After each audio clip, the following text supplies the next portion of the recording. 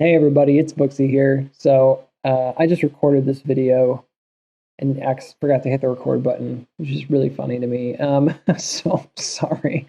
Uh, you guys are like, what? Who cares? I care because I just spent like 20 minutes or whatever talking about stuff. I'm probably going to be shorter this time. So really quick, if you want to skip ahead, I'll just say about 5 minutes, and I just want to talk and address to the fear and the anxiety and the hurt potentially that was felt today. Um, if you're somebody that's in this stock and you're just kind of telling everybody to white knuckle it and just deal with it, look, I understand there are people who are in this stock who feel like they have nothing to lose, and to some degree that's probably true, right, for you, and I understand that. I get it. But there's a lot of people like myself who, I have a family and I have bills to pay, and and I know everybody's like this, right? Like we all have financial responsibility. I'm not saying that you don't. I'm just saying that people are in completely different life situations, and you never know what somebody's dealing with. And especially on the internet where there's just so much, you know, people just badmouth each other, and it's all anonymous, so you feel like you can get away with anything, but you don't know what that other person's dealing with. You don't know if they're struggling, with mental illness or with bills or with family or their job. You don't know, and it's just really irresponsible to just tell people to, like, hey, just deal with it. Don't be a pansy. Blah blah blah blah blah. You might feel that way because that's how you're getting through this, is just by white knuckling it. And I understand that, but fear is very real and fear is scary, and it's not something that should be taken lightly. And I was reading in Proverbs, and there's a proverb that basically says, like, the wealth of a rich man, right? The wealth of a man becomes his ransom, but a poor man doesn't fear those kinds of threats. And it's basically just saying that, like, when you're wealthy, people can, like, hold it against you, right? They can try to ransom something from you. There's a lot of movies about that, right? And it's happened in real life. But it's like a responsibility and a burden when you have money. Like, the responsibility is just like managing your money, right? Managing your wealth, trying to build your wealth, trying to be responsible so you can pass something on, for your kids. But if you have kids, but then, like, there's also this burden, right, that comes with it, which is that it becomes sort of an Achilles heel at times where people can use it against you, right? Right here is an example of somebody using money against you, like holding you hostage, holding your emotions hostage, looking for a payday. And for some people, they don't have a choice. They had margin, they bought a little high, they're getting margin called, and their positions are getting liquidated, right? And that's just awful. Like, I feel for you. I really do.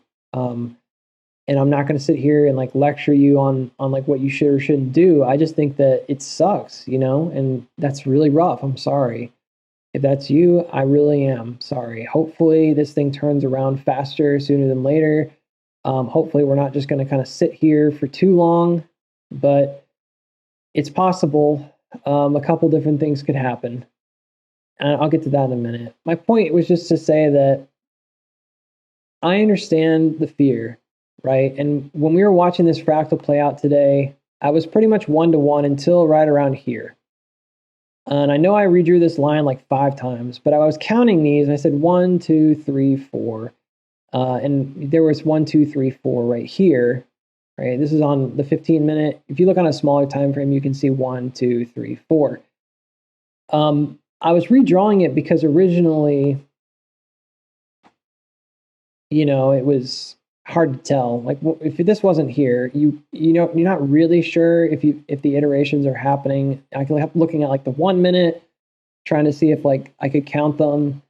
And then I started, like, no, I think it's these macro moves, these bigger moves. So then I told everyone on Twitter, I said, yeah, brace yourselves, because I think that we're about to get the real drop. It wasn't this, right? This little dip your toe into the liquidity zone. When this happened, when this move happened, I got I got that butterfly feeling, you know? Like I saw this happening right here. I wasn't looking at this bigger.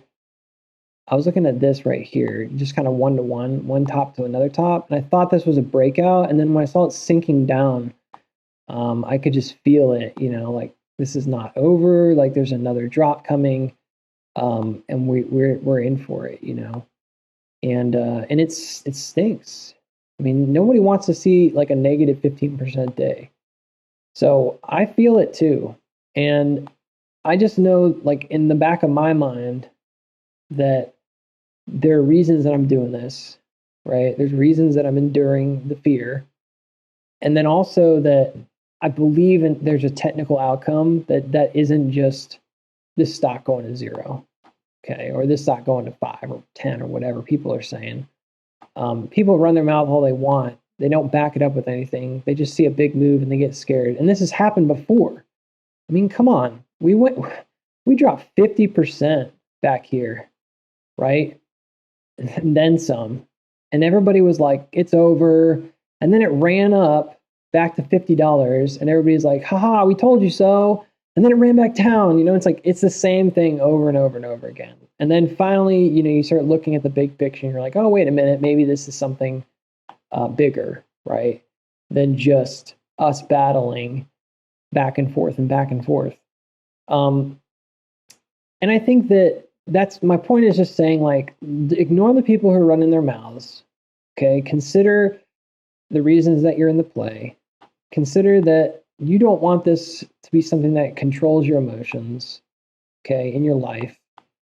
And remember the people that you're doing it for, even if it's just yourself. I mean, just think about it, because it's not like a kind thing to tell people, like, hey, pull up your bootstraps, when there are people who are suffering, but also like knowing that this isn't necessarily the end, I think can be an encouragement. So anyways, I'm going to move on from this. So that's basically where we're at with the fractal today.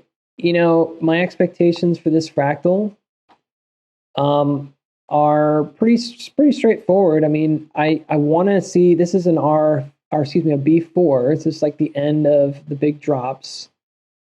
I don't think it's going to look exactly like this. Okay. If it did, it may only go up to maybe like this region or something, and then start kind of bouncing around in here before it like sort of turns up.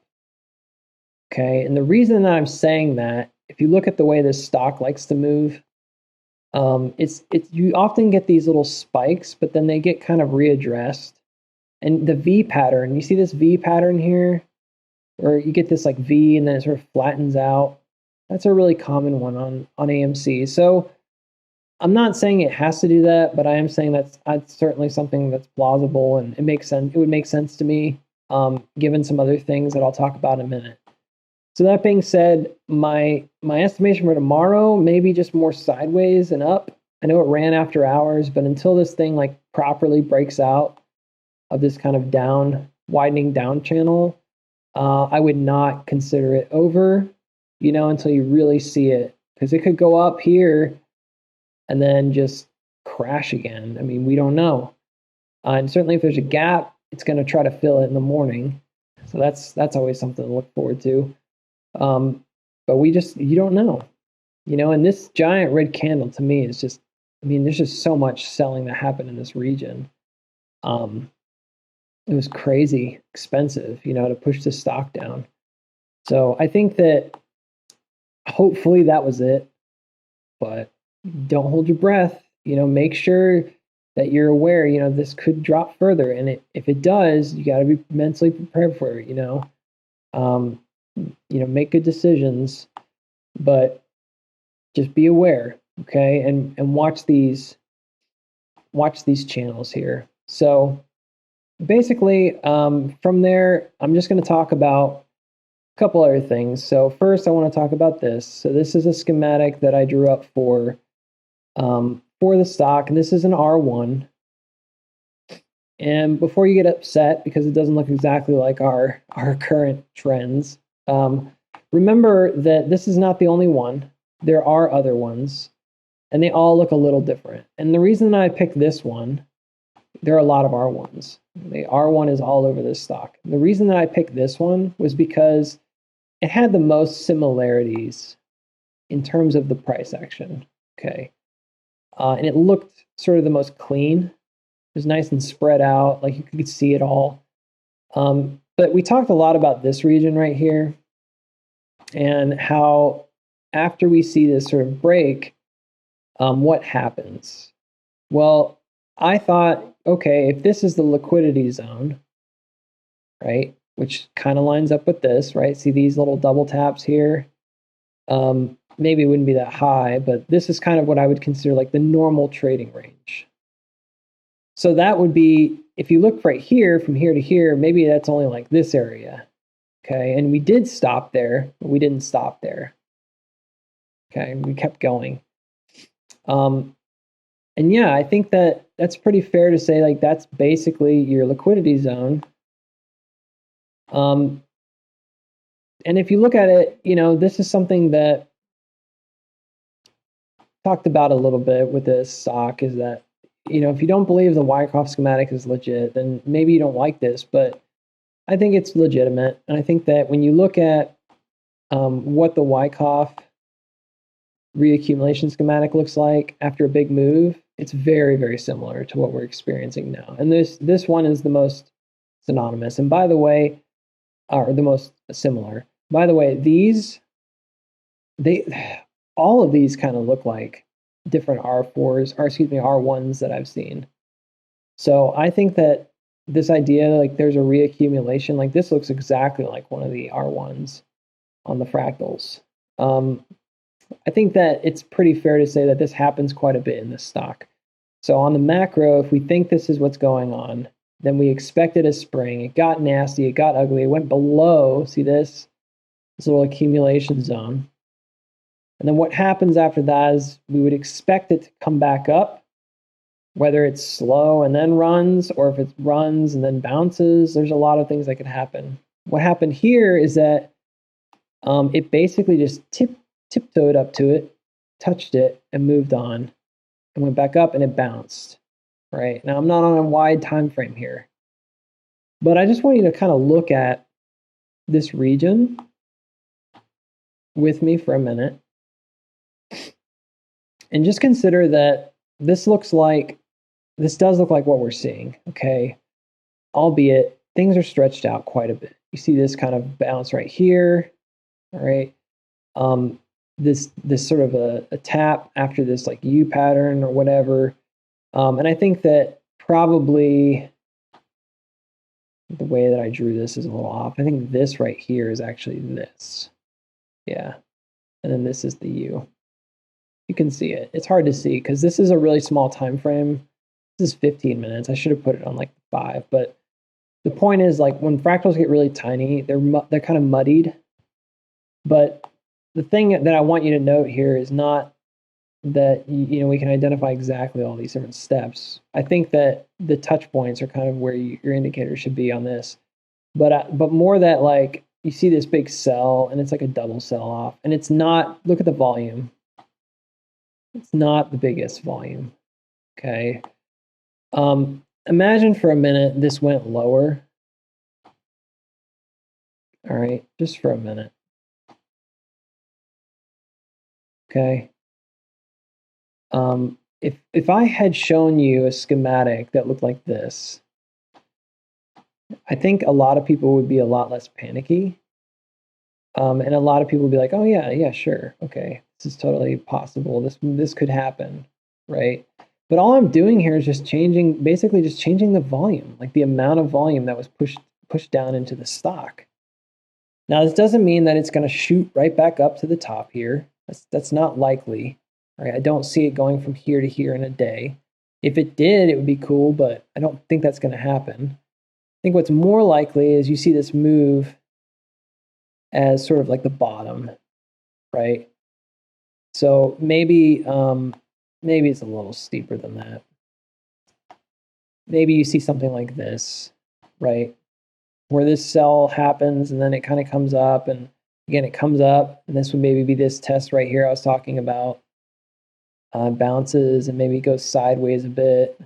Okay, maybe it does sideways first, but I really do think that this is most probable outcome of this, and then it comes up.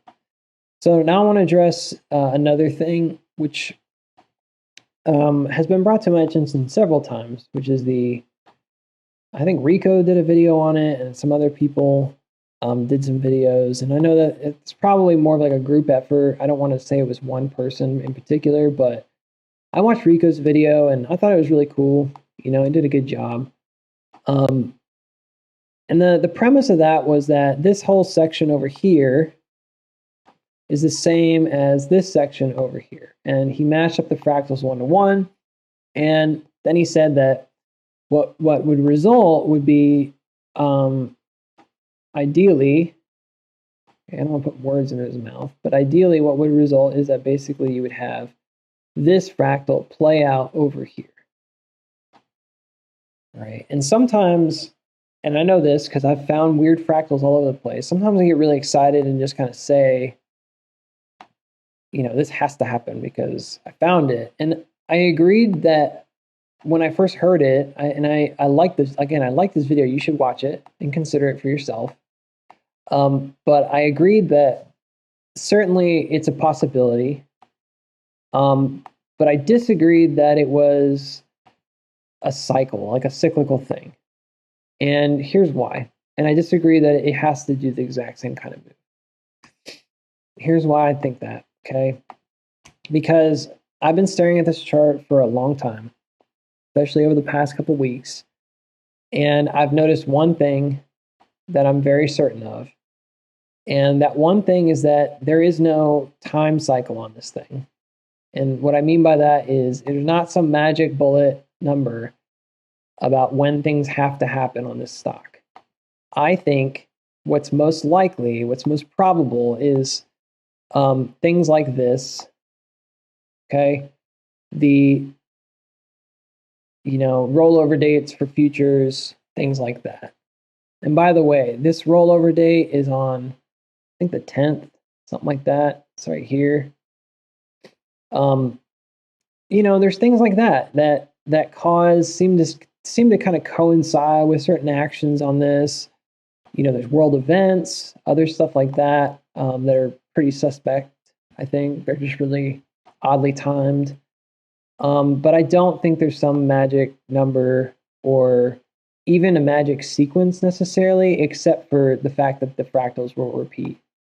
But even if you're looking at the fractals repeating, the original way I mapped it, I had all the lines for the fractals, but none of them line up. They're not the same timing, and they wouldn't be the same timing over here. They'd all be different from these timings. And then you'd have to say that, well, this got squished and this got squished. So the fact that a sequence, and he's correct, because the fact that these run in sequence from here to here and here to here is consistent. But if I were to look at microfractals, then I probably would find there's 4 or 5 in here, just like there was 4 or 5 over here. And if I look here, it's the same deal. And I don't say this region matches this region because I don't think they do.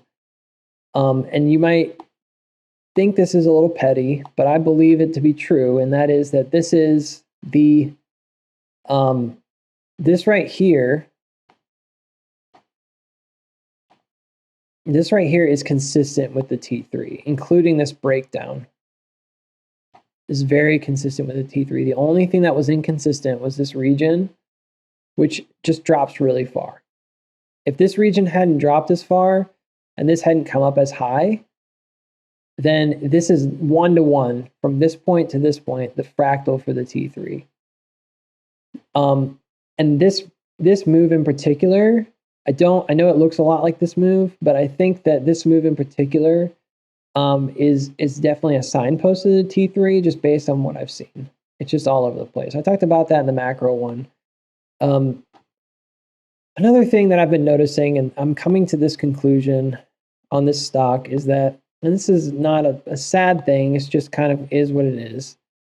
There is one other fractal that is a pattern on this stock. And that fractal is, if you come to this region, everything over here looks like a desert, like a desert plain, right? Like something you see out in Nevada or something. And you see this right here, that's the T1. That's the T1 fractal. It just is. It's the same T1 fractal that you see everywhere. And the T2's in here too. But that T1 should look pretty familiar, because if it goes up or it goes down, it looks a lot like the run in January, or excuse me, in June.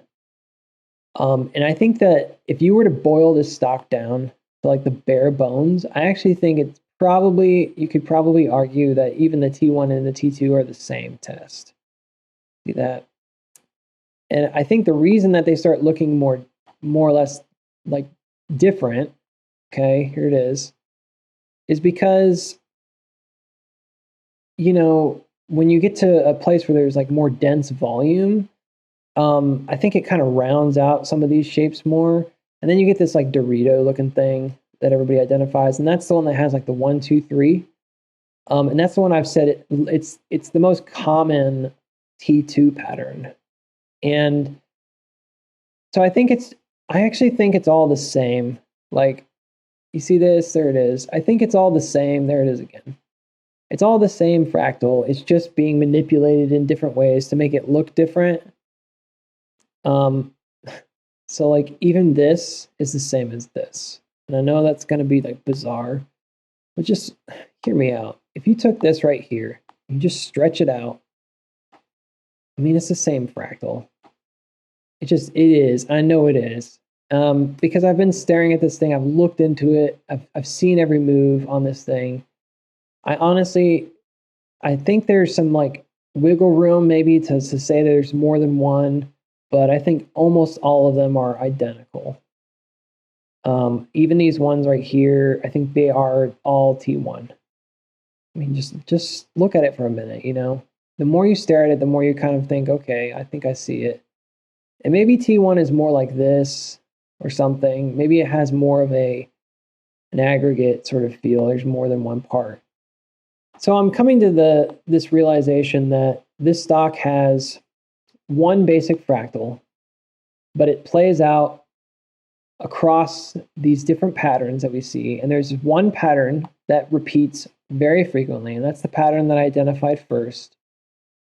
But then you see the same fractal all over the place. So you see this move right here matches this move, this upward move, it matches this upward move, it matches this upward move. And so, yeah, like I do think if you take a fractal,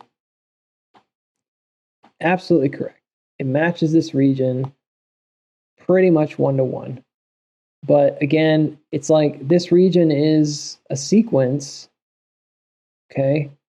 And the sequence stays pretty much the same no matter where you find it. So it's not, I don't think it's like a silver bullet to say it's the same, right? It is the same. I mean, I don't disagree with that. I completely agree. It's the same fractal. I just don't think that it means that we have to be repeating the same kind of move. I'm not doing a good job showing you that, but I don't think it means it has to look like this. Now, if it did, great. I would be very, very happy to have this kind of a huge run. I mean, that's kind of what I was talking about earlier, right? Just run up, test this region right here. Sure, like I'm not against that at all. I mean, this would be awesome, right? And this would make some sense. Maybe this tests here and then it tests this line that we've been under for a while. I mean, sure, like that adds up in my brain. It would also make some sense of that other, you know, image that I showed you where you get this kind of other bounce. Maybe this bounce is more pronounced. That would be cool. I mean, I'm down for it. I really am. I just think that language-wise, we just have to be careful. I think a lot of people will start speculating about this has to be some kind of repeating pattern, and it is, but it isn't, right? And there was one thing that I wanted to mention And I think this is kind of big. So I'm going to talk about it. Now, before you get all upset, because I have crazy rainbow lines here, this is a this is like a fib fan, but it gives you the option to like adjust it a bit more and customize it. And the reason that I use this one is because I was having trouble creating like a cone with the fib fan, normal fib fan. So I know this is like rainbow psychedelic, and I could just make it all one color, but I like it because it helps me to see the regions better. And here's what I've noticed. So there was one big thing that he mentioned in the video that, to me anyways, was like actually kind of a big deal.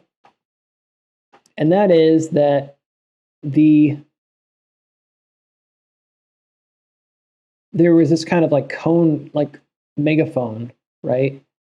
I don't think it was drawn exactly right, but I think that there was the concept is correct. I think I agree with the concept, and maybe there's something to it. But one thing I've really noticed when I was messing with it today was this region right here. It seems like there's like sort of a central region that the stock likes to sort of balance on, and it just hits these spots like continuously, right? I mean, it's just uncanny. And even these, you see this like bouncing along these like fib lines. It's just so perfect. And it took me a while to sort of draw this out. And I have this way back at like -$0 or something. So it's under zero, the terminating point. But the main reason why I noticed it was this move right here. And every time it bounced off this kind of this golden line and went down, that's when it started the macro move. Except for here, it didn't do it here. It went further. And so I'm coming to a sort of a different theory / conclusion about this section right here. I think that had we broken out, okay, which is a big if, and I don't like, I mean, obviously it didn't happen, but let's say we had broken out. What do you think would have happened?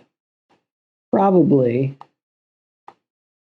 right? We break out and we go up a little ways. Maybe we go all the way up to, I don't know, $60. It seems really high. Probably more like 52. We come back down to 40. We move back up, right? And it would have looked like this, okay, but over here. And everybody would have said, oh, look at that. It's the same. And I would have been like, no, it's not, but it is at the same time, right? I would have said the same thing that I just said. But instead, we kept going down. And what's interesting about these little regions is they basically like cascade down the fib levels. And if you look up here, it's the same deal. They literally like are bouncing on, they're doing like tests on these fib levels. Now, I may not have drawn my lines perfectly, and that might be why, like, see here, like some of these are kind of off. It's basically all right there.